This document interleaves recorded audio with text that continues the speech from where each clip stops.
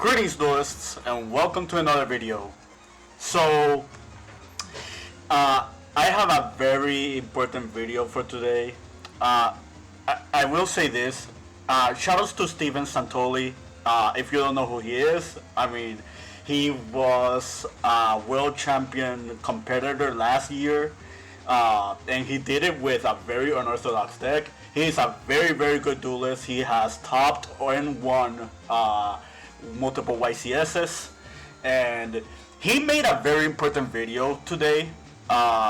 This video was basically talking about his thoughts on Snake Eye during the current format and how people are tunnel visioned into thinking that Snake Eyes are as good as it currently is. I highly encourage you to watch this video. I will post it into the description, but I will talk a little bit in context. Basically, the TLDR is that Santoli thinks that Snake Eyes are not in a good spot right now. The hits that Konami did in the current list to Snake Eyes are way more impactful than people think. And I actually agree with him. This was from my last Dueling Book Adventures. This is game 3 of me playing against the Snake Eye Fiendsmith deck. And if you look at the end board, you see Silhouette Rabbit, you see Desiree, you see 3 set back row, but that's about it. Like, this board is one board breaker away of being entirely shattered. Obviously, I did not open any non-engine. I opened full engine cards, but I think it's very important to take note that, you know, there's not a lot going on here. Like, if our interruptions are going to be like Azurune, Desiree, Rabbit, and like Promethean Princess, I think this is a very beatable board compared to what they were doing last format. I am going to fast forward this. I already did the explanation behind this. Like, I'm not gonna go into details on what happened in this game, except for a few key details. Like, if you want to see like the commentary behind this duel, feel free to just watch my Dueling Book Adventures video, which is posted slightly before this. So I just gotta keep letting it play out, and there's like a few things I'm going to bring up. Like, you will notice that my opponent literally just plays through all my interruptions, like all my plays. But if you notice something, let's see if you noticed it.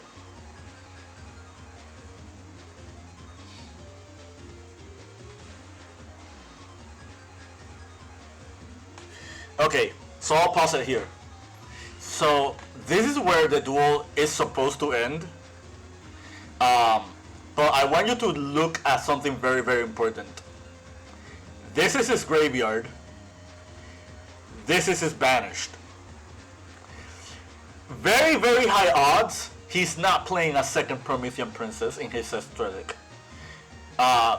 Which means his Snake Eye follow-up does not exist anymore.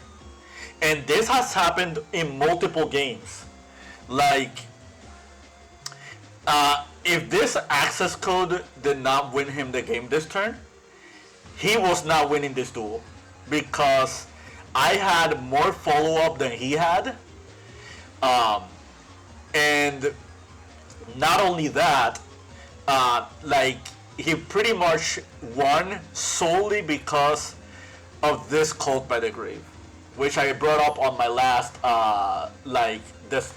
my last explanation video in the Dueling Book Adventures. So the fact that a non-engine card won him the duel, despite him having 3 to 4 interruptions, kind of tells you that, you know, maybe this is a problem for Snake Eyes. Like,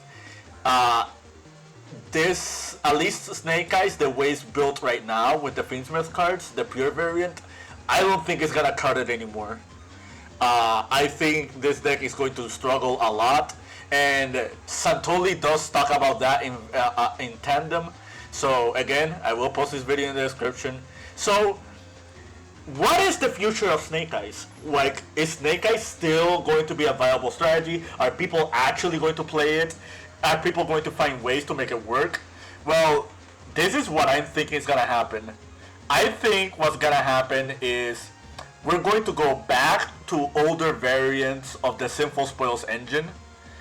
Like, here I have the Fire King deck, here I have the Rescue Ace deck. These are not finalized deck lists. Please don't take this as like, take these builds with a grain of salt. This is just me showing you like two viable options. I'll start with Rescue Ace. Rescue Ace was not in a bad spot before Poplar came out.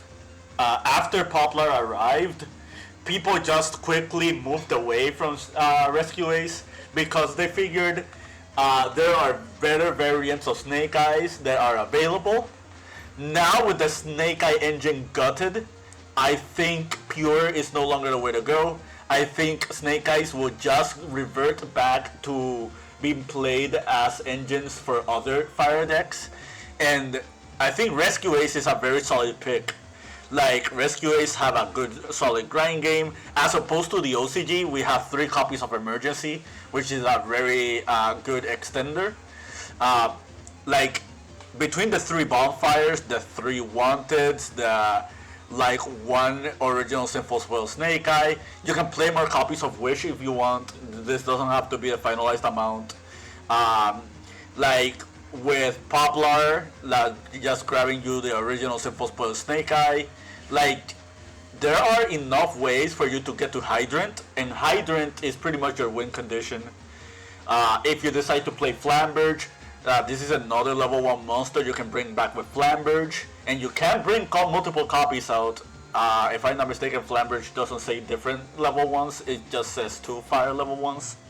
So this is a very solid option.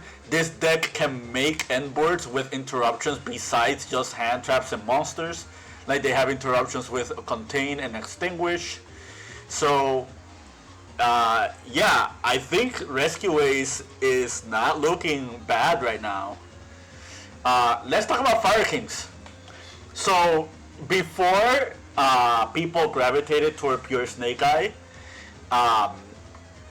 which then evolved into Snake Eye Fiendsmith, this was the variant of Snake Eyes that there was played before, and Fire Kings, I don't think Fire Kings got power crept. I think the Fire King engine is very, very strong. If we ever get Volcanics in the TCG, that's going to make this strategy a lot stronger as well. You have ways to make follow-up with your engine. You have multiple layers of interruptions. You get interruptions from your hand and from your graveyard, as well as from the field. You just have forms of way your opponent cannot interact with you properly. If you play well, you could play around board breakers with this deck as well. You can play around multitude of hand traps also.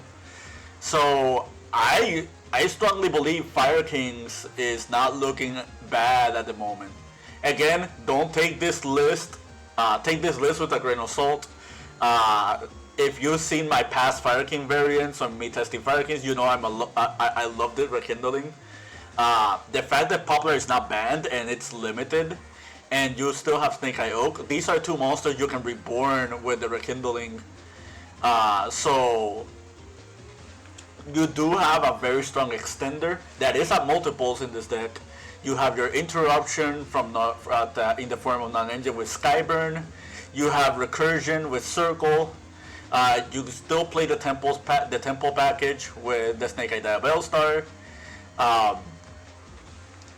Like, Garunix is just very very strong. The inboards that you make with Fire Kings put your opponent in a very awkward spot, because the moment your opponent pops something or you pop something during your opponent's turn, you just get this Garunix into rotation. This Garunix can